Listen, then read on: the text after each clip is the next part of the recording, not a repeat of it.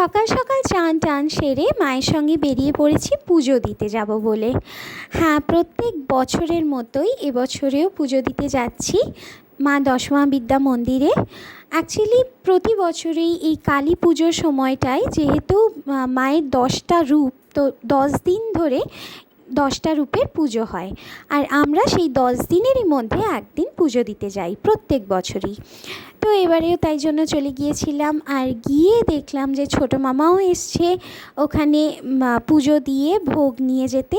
তো এই জন্য মাও প্রিপারেশন করে দিচ্ছিল ভোগটা। আমরাও ওখান থেকেই ভোগ খাবো, যেহেতু ওখানেই ভোগ দেওয়া মানে নিয়ম আছে, সেহেতু ওখান থেকেই ভোগ খাবো। ভোগও অসাধারণ দেয়, পোলাও, এবারে আলুর দম দিয়েছে, অন্যবারে পনিরের তরকারি দেয়, 5 রকম ভাজা, চাটনি, পায়েস, ভীষণ ভীষণ ভালো।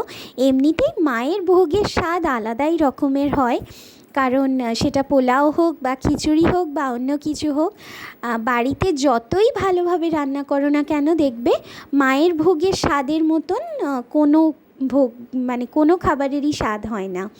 আর মন্দির প্রাঙ্গণে একটু পুজো দিয়ে বসে না থাকলে আমার মনে হয় না, মানে একটা পরিপূর্ণ লাগে না, সম্পূর্ণ লাগে না পুজো দেওয়াটা। তাই জন্য প্রত্যেকবারই পুজো দিয়ে একটু এই মন্দিরের সামনেটায় আমরা একটু বসে থাকি।